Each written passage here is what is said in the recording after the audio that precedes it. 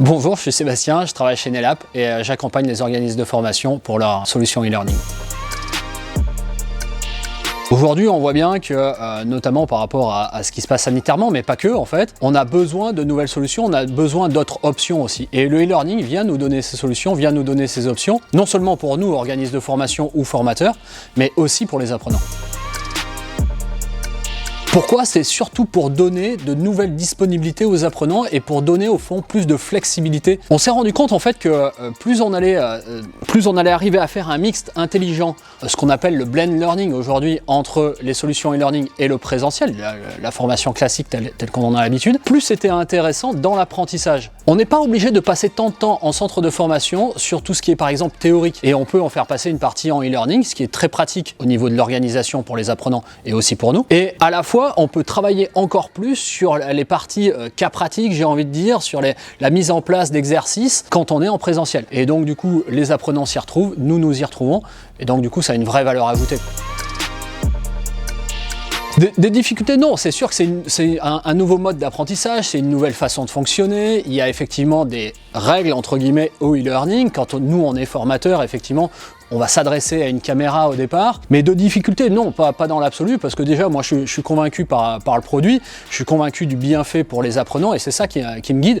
Alors, même si au départ, je sais qu'un certain nombre de formateurs puissent être un peu réticents ou ne pas savoir comment faire, au fond, très vite, c'est vite dépassé, et on tombe vite dans des nouvelles routines de travail, dans une nouvelle façon de bosser, et donc du coup, tout se passe relativement bien dans ce sens-là, quoi.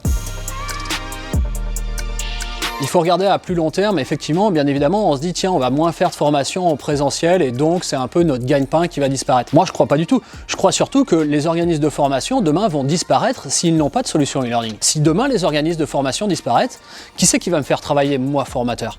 Il n'y aura plus personne.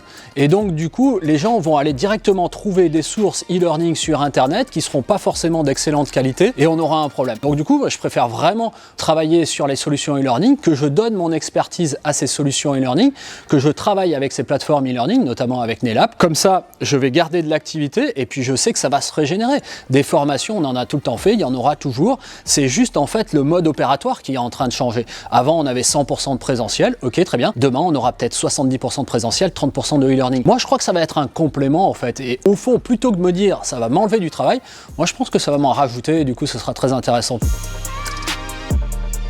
Je leur dirais que de toute manière, demain, il n'y aura pas de centres de formation qui n'auront pas de solution e-learning. Donc soit ils vont être dans le jeu, soit ils vont être hors jeu. Et donc du coup, demain, s'ils sont hors jeu, ils vont vraiment avoir leur taux de travail, entre guillemets, qui va vraiment diminuer. Parce que plutôt que d'aller effectivement donner du travail à un formateur complètement qui fait que du présentiel, ou alors si j'ai quelqu'un qui fait à la fois du présentiel et du distanciel, vers qui je vais m'orienter si je suis centre de formation? Je vais m'orienter vers celui qui fait du distanciel et du présentiel.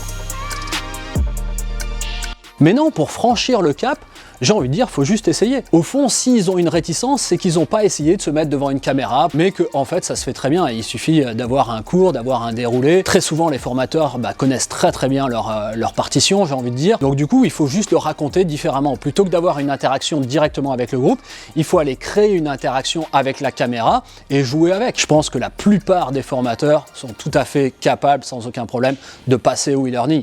Ils ont peut-être une réticence normal, j'ai envie de dire, parce que toute évolution appelle des réticences, mais une fois qu'ils auront fait un test, après ça va rouler et puis ça va rentrer dans les mœurs.